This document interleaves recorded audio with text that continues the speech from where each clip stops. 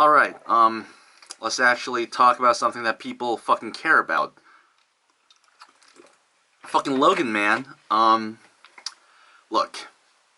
People who've been watching this channel for a while now probably know that I'm not the biggest superhero movie guy. I like some of the older stuff. I like some of the early 2000s stuff, and I like the new movies to a certain extent, but at a certain point, especially at this point in time, these are fucking getting old. The DC movies are basically going down in flames. The Marvel universe at this point just feels tiring and tedious, and there's just so much of them that it doesn't even feel special anymore. It used to feel fucking special, but now it's just like, of course there's one coming out in, like, every fucking 3 months. I don't geek out about these fucking things, okay? I don't get into these kinds of movies. I'm not that kind of a movie viewer. But if there's one franchise within this little niche genre that I've always liked, it's the X-Men franchise, because for 2 reasons. One, most of the movies are really good. Not Apocalypse, and definitely not X-Men Origins Wolverine, but I actually kind of like The Last Stand for some reason. I don't hate it as much as everybody else, and we can argue about the rest of the movies, but I think the rest of the movies are pretty fucking solid, especially Days of Future Past, which is just fucking good. Also, these movies actually come out every, 2, maybe 3 years, so they actually feel fucking special. When it comes out, it feels like an event. It feels special. You want to go see it. You're not sick of these characters because you see them only once every, 2 or 3 years. Unlike the fucking Marvel movies, where they shove you these characters every fucking 3 months, so you just get sick of them. So I've always liked the X-Men franchise, and if somebody asks me who my favorite superhero character is of all time, I would either say Batman or Wolverine, and because we're talking about Logan, let's focus on Wolverine here.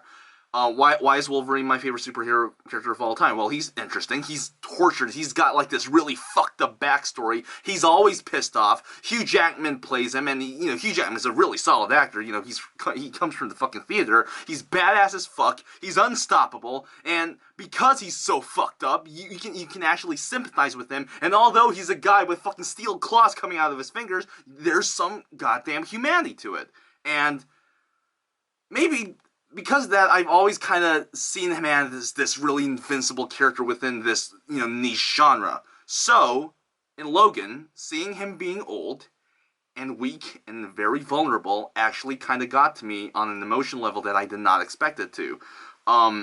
So, I'm here to say, I'm not going to say I'm going to make a bold statement because, who the fuck am I? This is, in my opinion, the best superhero film since The Dark Knight, and this is gonna piss some people off, I think it might be actually kind of better than The Dark Knight, because I'm not the biggest fan of The Dark Knight. I'll be honest. I think it's great. I think it's pretty damn good. I'm not sure if it's a fucking masterpiece or not. No, I'm just saying. Now Logan, scope-wise, it is much smaller than any of the other X-Men movies, and definitely any of the other fucking big superhero movies. There are no giant, gargantuan battlefields or, big battle scenes in ancient fucking ruins. It's much more closer to a modern Western. This film actually references the classic little Western Shane multiple times, and you can also say it kind of mentions modern Clint Eastwood movies. Not old Clint Eastwood movies, but more modern ones like Unforgiven. And if we have to choose the closest one to date, then it's probably Hell or High Water. It uses a lot of yellow, a lot of orange, a lot of dune landscapes, a lot of badlands. The sun shines on the fucking gravel rocks. The imagery is great. It feels very grounded. It feels very gritty. And right off the bat, tone-wise, it makes the film feel much different and much more modest and authentic than any of the other superhero movies. Also, maybe it's because, there's only 2 of them now. The 2 major adult mutant characters at this point in this film, there's only 2 of them now. There's Charles Xavier and Wolverine, and maybe because there's only 2, the film feels much more character-driven and personal. You know, seeing them being old actually makes the audience, in this case me, feel vulnerable because, you know, we've known these people to be invincible, especially these two. We're talking about fucking Charles Xavier and Wolverine, the two characters that were unfuckwithable within the X-Men franchise. If there was anybody that was like, that seemed fucking invincible, it was these two, alongside like Magneto and Jean Grey. These four characters were like the fucking pinnacle of superpowerdom, and we have these two characters just standing, just being fucking old and fragile and vulnerable, and it gets to you, because right off the bat, when we see Charles Xavier, he's a senile old man. He's obviously got a mental problem, and you're just torn apart when you see him, because every single other movie you've seen him in, he's always been calm, he's always been collected, he knew more than anybody else in the fucking room. He knew more about the world, about the situation, about each other, about humanity, more than anybody in the room. But now, we see him being weak, and it gets to you, man. Fuck it. I don't know how to explain it. You know, Wolverine at this point can't heal well. His claws don't properly come out sometimes. And there are much more personal topics being, you know, talked about here. There's like suicide contemplation. There's personal grief. There's regrets. There's a lot of guilt going on with Charles Xavier. And maybe because, you know, just saying, I have a family member who's kind of going through the same thing that Charles Xavier is going through in this movie, and every time I meet this particular family member, it really tears me apart, because I was pretty close with him. I used to live with him for a while when I was 7 years old, and maybe because of that, because of that personal history of mine, this Charles Xavier portrayal really fucking got to me, and whenever Charles Xavier talks about how he feels guilty and how he regrets, you know, having had many accidents and how he doesn't deserve happiness, I don't know, it fucking tears me apart. And one of the greatest things that the film does when it comes to portraying these two characters is that it emphasizes the lack of ambition within these two characters, especially Charles Xavier, because spoiler alert, Charles Xavier fucking dies in this movie, alongside Wolverine. And when Charles Xavier dies, it's not done in this overly romantic way. You know, he doesn't die in this epic way. And when he dies, he doesn't, you know, say profound philosophical words. No, he bleeds to death. That's it. And when he dies, he simply says one word. And it's not like heavy and meaningful like Rosebud. And, you know, he just simply says the Sunseeker, which is the name of the boat that Wolverine told him that they would buy and go away somewhere. You know, to get away from all the problems and the past and all that bullshit. And you can tell just what he's been thinking throughout the last years of his life. All he cared about was this boat. He didn't care about the world. He didn't care about what he was going to do with his life after buying the boat. No, he just saw the boat. This fucking total lack of ambition, again, tears you apart, because you've seen this guy being smart and powerful, and now he's just this shriveled old man who's just looking for a boat. And fuck, the film really emphasizes just how human these two characters are. Even though one can control minds and read minds, and one has fucking steel claws coming out of his fingers, in the end, these people are fucking human. And two scenes in particular really emphasizes that. Now, one of the scenes is the death scene, and I've already explained it, so I don't really need to explain it again. But there's this other scene. It's a dinner scene, and it's with this family that kind of invited Charles Xavier, Logan, and the little girl that you've seen in the trailers to dinner, because they helped them on the road or something. And they just start talking. And the lighting is very natural. Nothing special is going on. The music stops. There's no music here. And they just talk. And it feels so normal. It feels so complacent to a certain extent. It feels so modest that you almost forget that these guys are fucking mutants. Like, you just see them as people. Nothing fucking happens. Nothing special happens. Nothing extravagant happens. There's no forced jokes. Everything feels so natural. It almost feels like they're doing it. It almost feels like they're improvising all this. All of it. And it gets to you, because now you realize every human and down-to-earth aspect is just captured in that one scene. And I'm just saying, it's a great scene. And Logan, fucking Wolverine has never felt this determined and personal in any of the other X-Men movies. Maybe because in this case the consequences feel real. You know, he's old, he's weak, he can die in this movie. He's not invincible anymore. And now he has to take care of this old senile man and this little girl. And now the consequences feel real. Not only can he die, but the people that he needs to, protect are also very vulnerable people. With the girl, she's more emotionally vulnerable, and with, Charles Xavier, obviously, he's both emotionally and physically vulnerable. So everything in this film suddenly has consequence. There's a genuine sense of danger. Because with the other X-Men movies, you worried about Cyclops, you might have worried about Jean Grey, you might have worried about Charles Xavier, but you never fucking worried about Wolverine. You know he was gonna stay alive because, he's fucking immortal and shit. But in this movie, he feels human. And, like I said, many scenes emphasize the fact that he's human, and that he's weak, and that he's vulnerable. So the consequences feel so fucking real, and the conflicts become bigger. And maybe because of that, because it deals with more personal issues, and because the consequences feel more real, and because the conflicts feel more dangerous and just in your face, because of all that, even though the film deals their characters in a more smaller scale, somehow it succeeds in feeling more relatable, it succeeds in feeling more deep, it definitely succeeds in feeling much, much, much more important than any of the X-Men movies that came before. And maybe because of that, I feel like some of the other, people who kind of have to work on these new X-Men movies are watching Logan and just saying, fuck!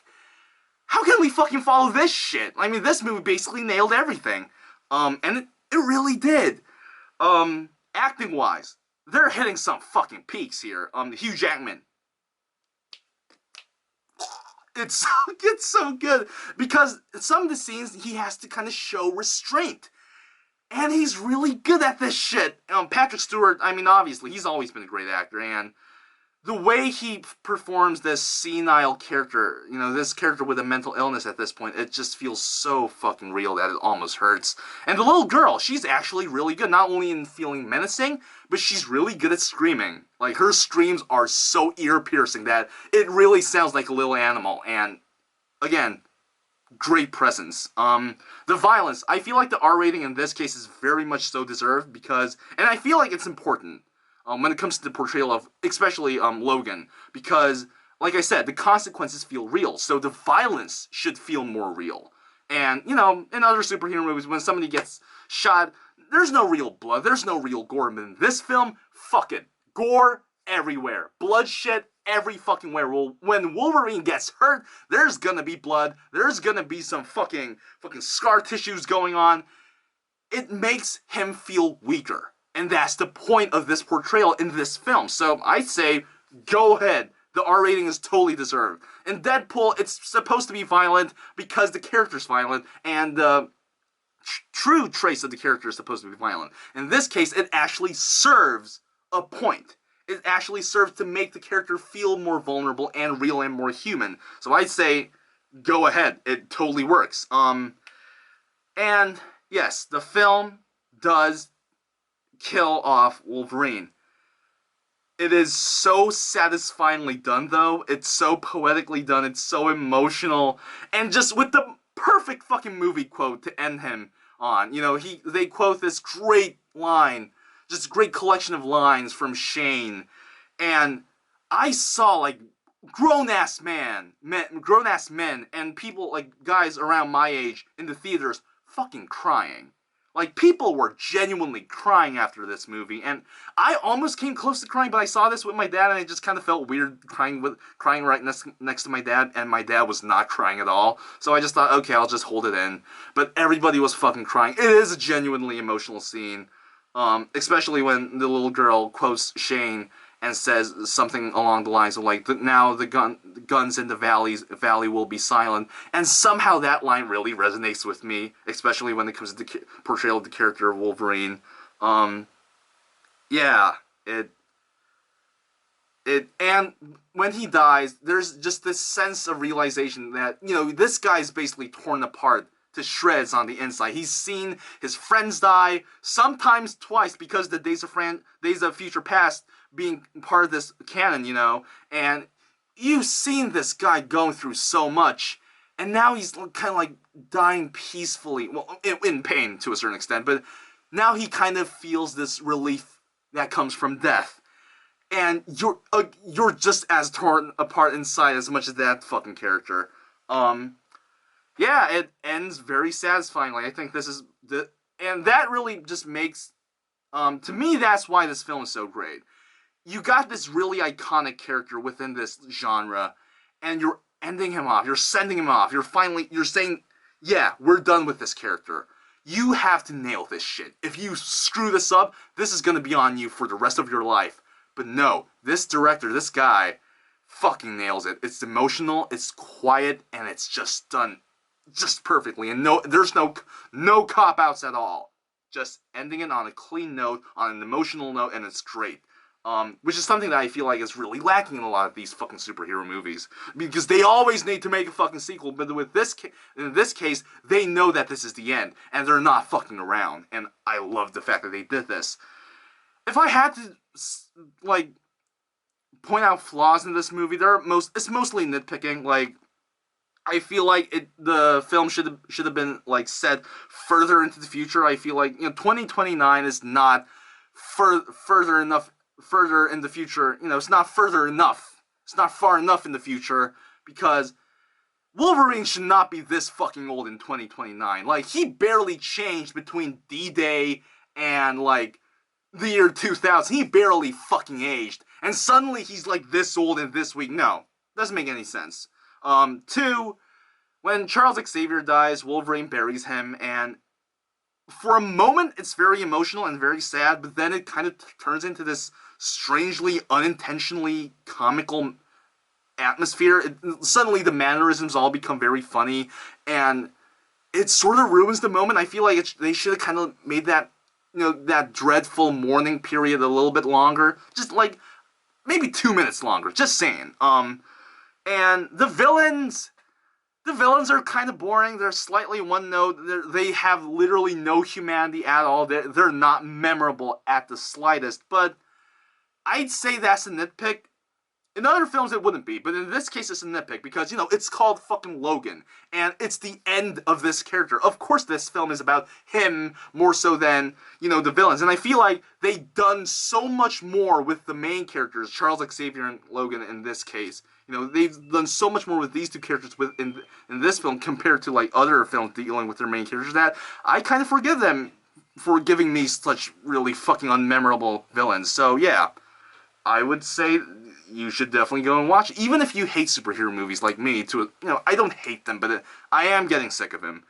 So if you're like me, if you're a person who's just getting sick of these MCU movies, if you're getting sick of these fucking DC films, this is still worth a watch. This is still great. This is just great. This is just great cinema overall. This is just great Hollywood movie popcorn shit. I would actually give it a 4 out of 4. I would. It's really good. So yeah, Logan, 4 out of 4. Fucking A. Bye.